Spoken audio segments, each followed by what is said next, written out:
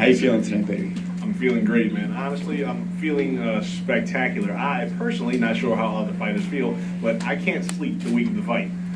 As soon as the fight's over with, I'm going straight to bed until Thursday, man. Like this is cool right now, but when I get back to my hotel room, it's over. Everybody wants to know who's the guy who yelled at you to get off the cage. Hey, you know what? I'm not sure what he is. A white guy with a bald head. I thought, while being on top of the cage, I thought it was actually Morty Morgan running over to high-five me. So I kind of turned to the guy, and when he yelled that, I fell off the cage. That wasn't even a jump off. I was kind of going down nicely, but yeah, he seemed like he really wanted me to get off there instantly. Did you realize that Christian was still out at that point when you were celebrating? I mean, no, I didn't. That is my apologies for anyone out there who thought that I was being some type of animal. I was on a high, coming off of 2 losses. That was a pretty spectacular win in my point.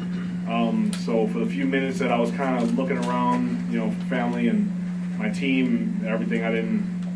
When I looked over and finally, when I saw that I was wondering why my cornerman hadn't come in. When I saw that they hadn't come in because he was still laying on the ground, like that kind of I got kind of a chill. I mean, that's the sport. That's what's going to happen. But to be on the ground for that long is definitely not a good feeling. Congratulations. Great fight. Thank you, man. This question's for Pat. First, now, when we talked before the fight, you said with your Dragon Ball Z haircut, is it staying or is that going? No, man, I said I made a deal that the top of my hair, I haven't done this since high school. I was not going to cut the top of my hair until I submit somebody in the octagon.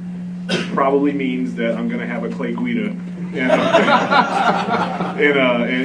a little while. But that's what I said. I said that's the plan for now. It's not definite, but I'm bringing it back. And I don't know if any of you saw, but somebody actually wrote Snooki got taller at the weigh-in. Yeah, man, that's terrible. Yeah, Snooki got taller at the weigh-in. I was like, I wanted to be mad at that again, but no, the hair is going to be here for a bit. And the next part of my question is, throughout the fight, a lot of the reaction in the MMA fan base was your submission defense.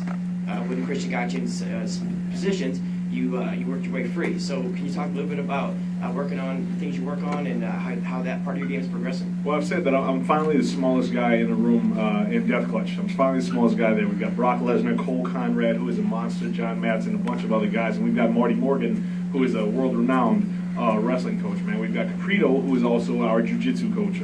So I have been able and been given the opportunity to finally roll around, grapple, and get stronger with a bunch of guys who are a lot bigger than I am. So, I mean, Christian Morecraft fell on top of me. Christian Morecraft went for submissions.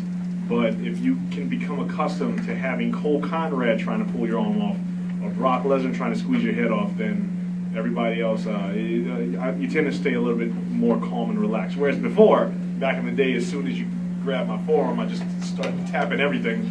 I'm definitely growing. My ground game is not as garbage as the world thinks.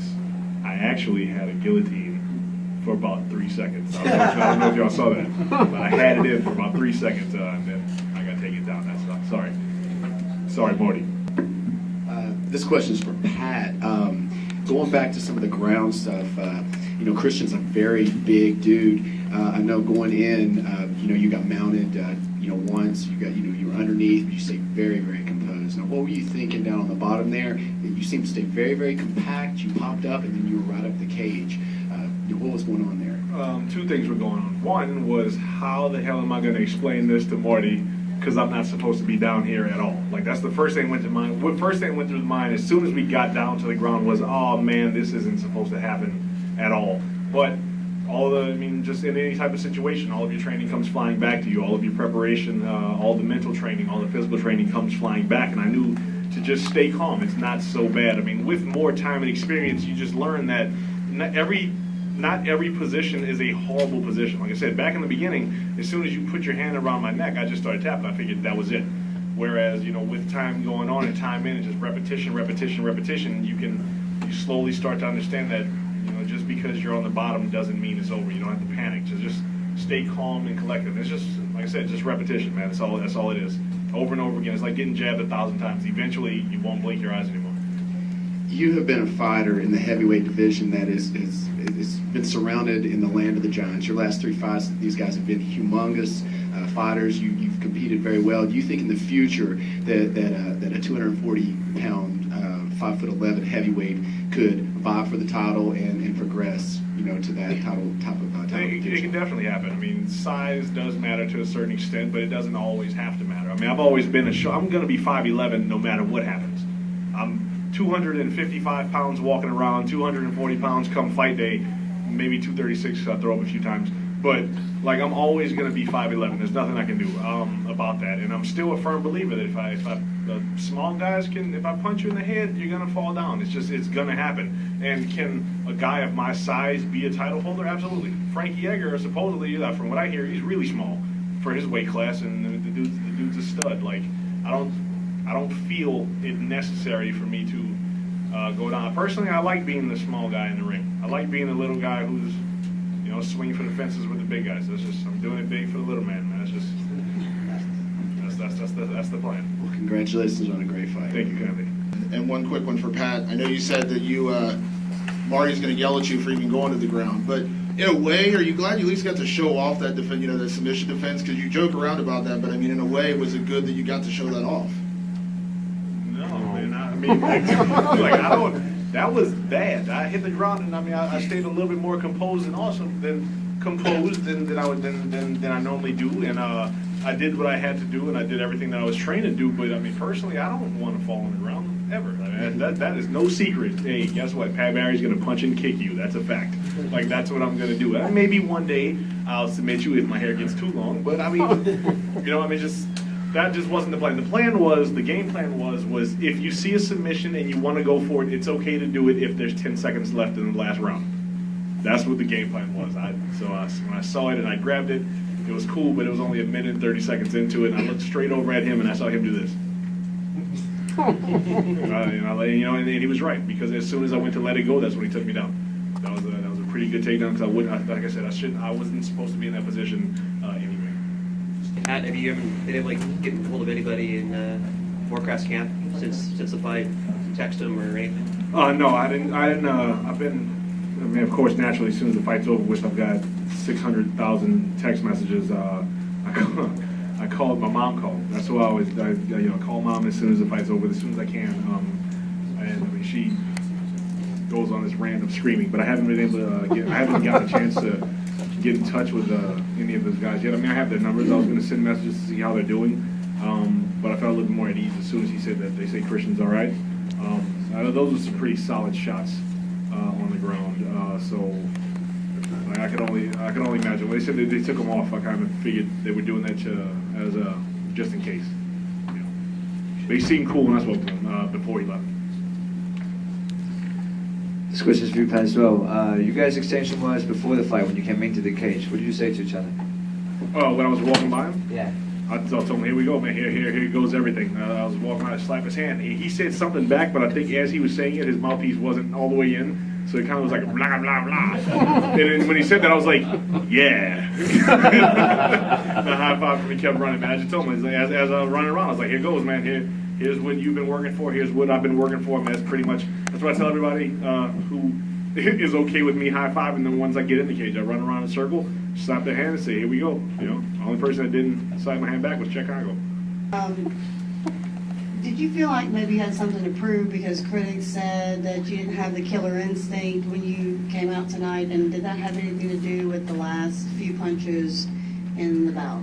I've got something to prove every time I stand. Every time I stand into the octagon. It doesn't matter when, it doesn't matter what's going on. I've got something to prove every time. The people who say that I don't have enough killer instinct after the Crow Cop fight were the exact same people who said I had too much killer instinct in the Congo fight, who are now the exact same people who are sending me messages saying, oh man, it's only because he's not that good on the ground that you were able to do whatever. Like I said before, people are going to hate your guts no matter what. Do I have something to prove to people who are, loyal fans through the thick and thin, up and down, people who are genuinely just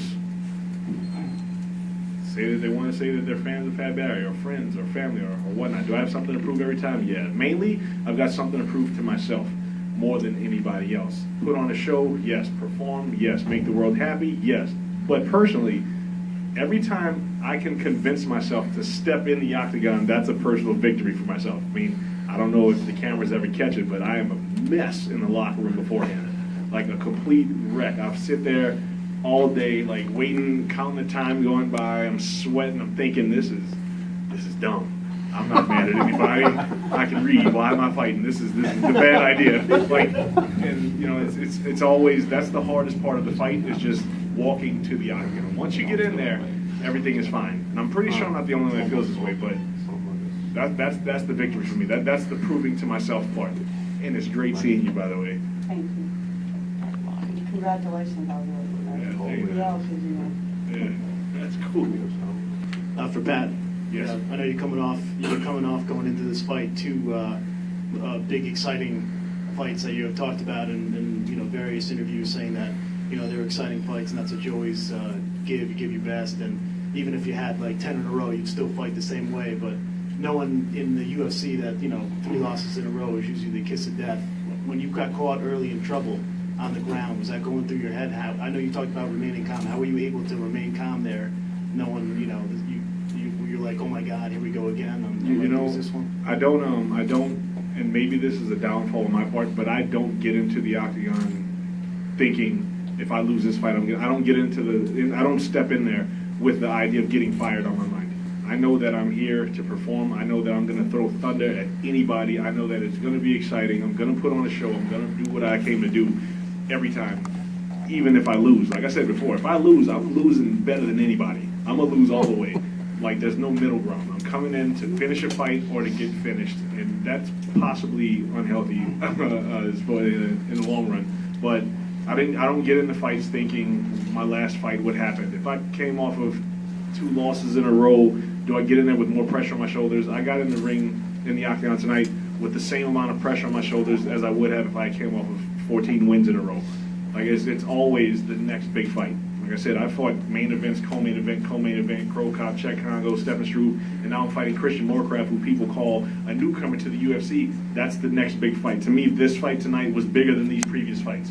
Just because it was Christian Morecraft and I wasn't the main event or the co-main event did not make this fight to me less important or anything. And it wasn't necessarily more important because I come off of 2 losses.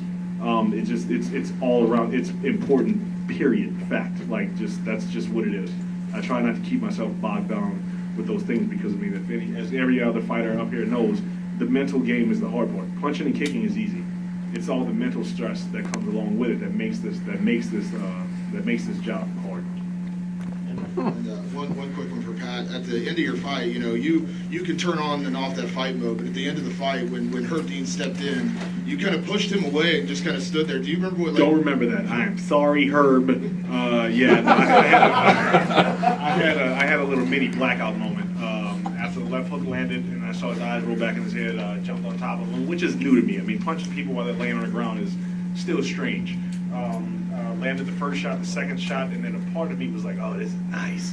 So when you know, and I mean, I don't want to keep bringing this up, but apparently I've got to keep hitting people no matter what happens and never assume the fight's over because I could get ghost punched in the ear and get knocked out. So I was gonna continue hitting him until someone stepped in, and a part of me felt like as if, I don't know, when he stopped the fight, a part of me wanted to go, this one for sure is over. Like, so yeah, I had a little bit of it looked really cool on camera too from what I saw, the push off. But I mean, I don't know, man, I was just an explosion in the zone. That was an emotional experience for me. Sorry, Herb. Take 2 more questions. Pat, can you share with us how many texts you've had back and forth with Mitrione after the knockout? Oh, that hasn't stopped yet. That's all. That's the one person. That's the main person who we've been talking about because he's under the impression that I did it a little better than he did. At least that's what I'm rubbing in his face. So we're going back and forth, man. Can you decide yet who had the better one, you or him? Oh, and mine was definitely a lot sexier for sure. You didn't do the walk-off though. You're right, I didn't, but I did jump to the top of the cage without using my hands. I don't know if you saw that. I don't even know where that came from. That was